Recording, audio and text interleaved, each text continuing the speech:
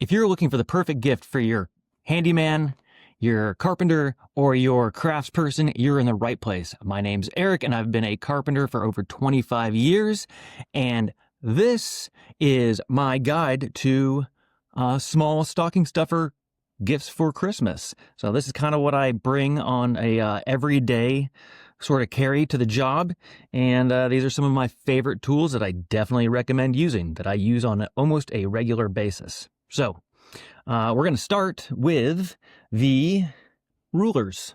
The first ruler that I use on an every single day is the how's the lighting on that thing? The Woodpeckers Pocket Paolini ruler. It's a Paolini ruler by Woodpecker. This thing is a lifesaver in so many situations. I often have the guide off of it, and it is just so much more handy than a tape measure for smaller projects, small measurements. I just prefer to use a ruler instead of a tape measure on smaller projects.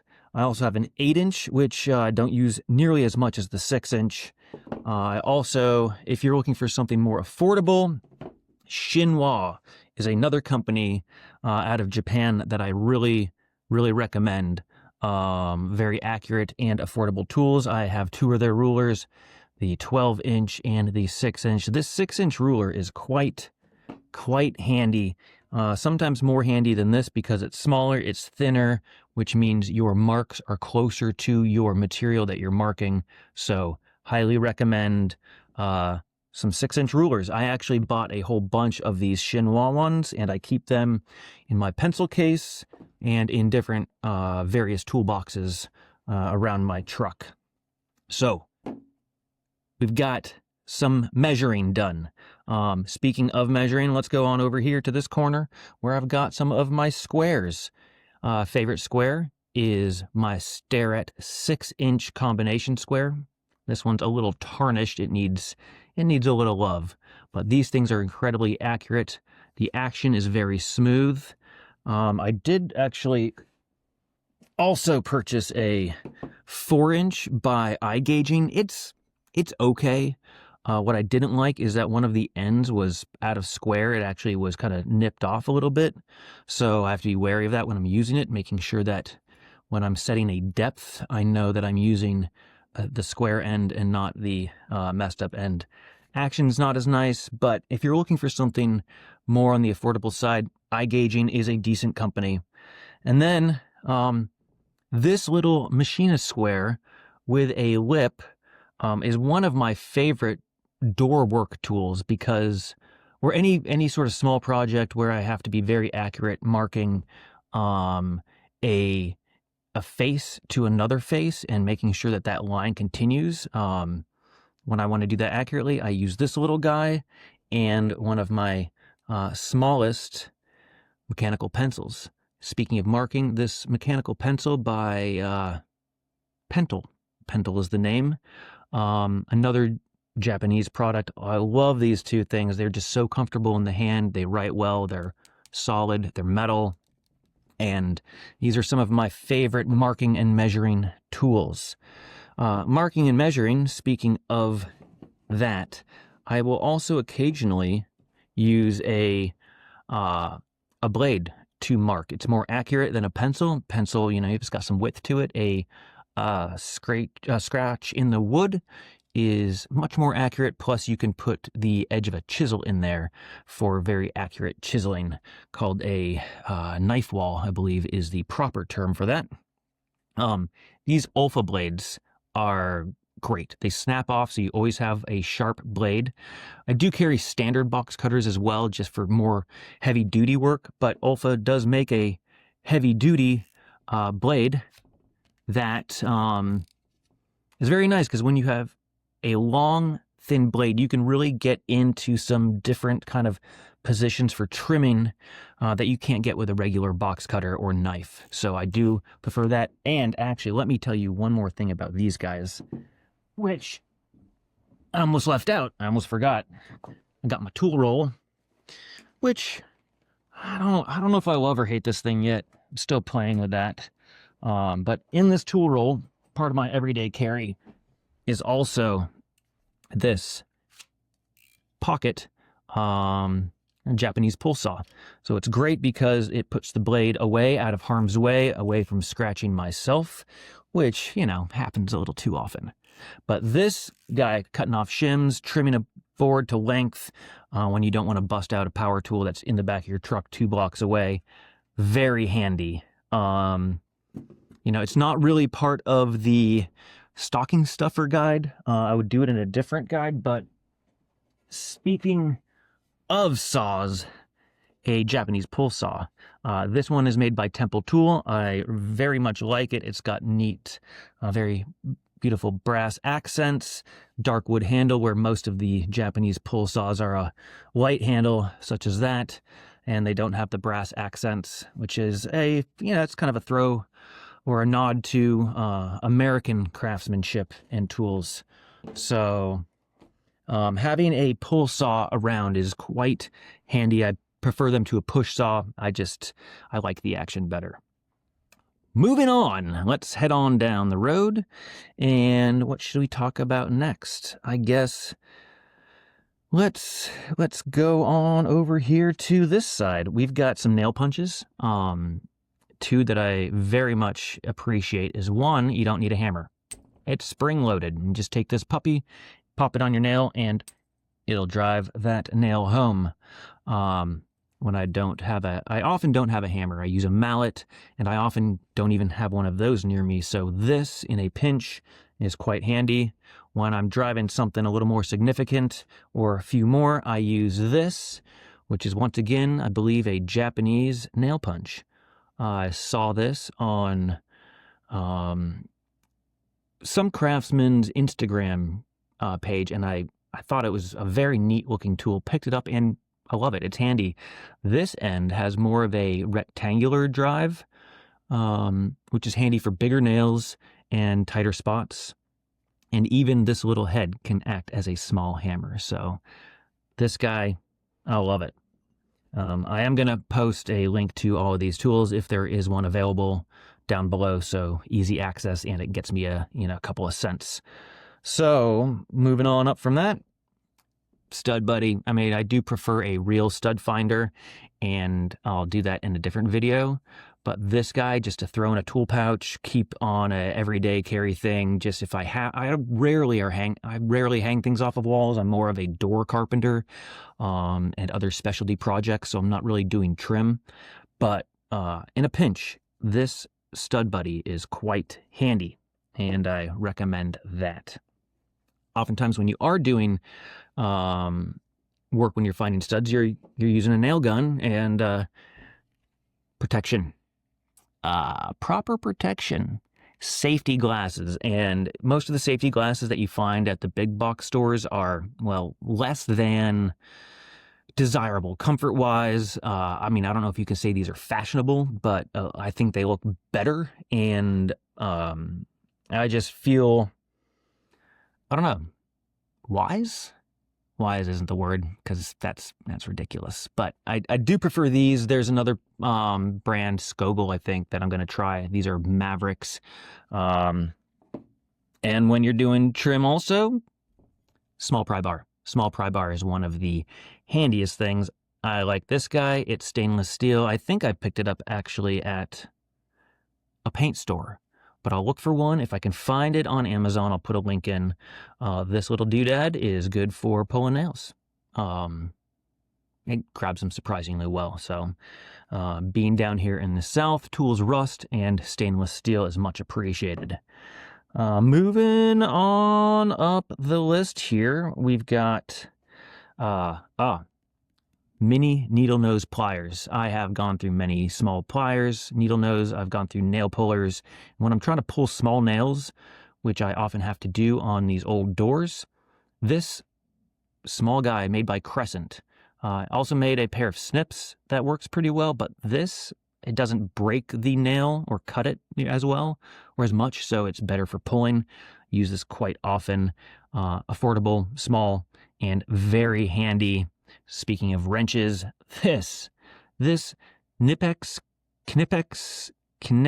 however you say it, this German brand, I believe it's German, is an amazing kind of combination between a crescent wrench and regular pliers.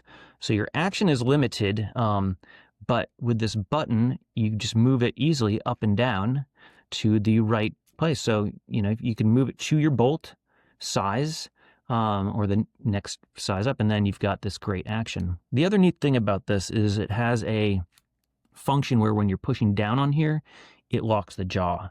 So it's kind of better for when you're, see, it doesn't fall off. I don't have to pinch. This guy, it's an amazing engineering. Those Germans, some of them are good engineers. Although I'm starting to question some of the ones that are working for Festool. You know, some of their new stuff is maybe just a little too over-engineered, or engineered in ways that are just not as useful. But I'm getting on a tangent. Knipex pliers, amazing. Love these things. It's almost the only pliers that I use. Top of the pile here, we've got some screwdrivers.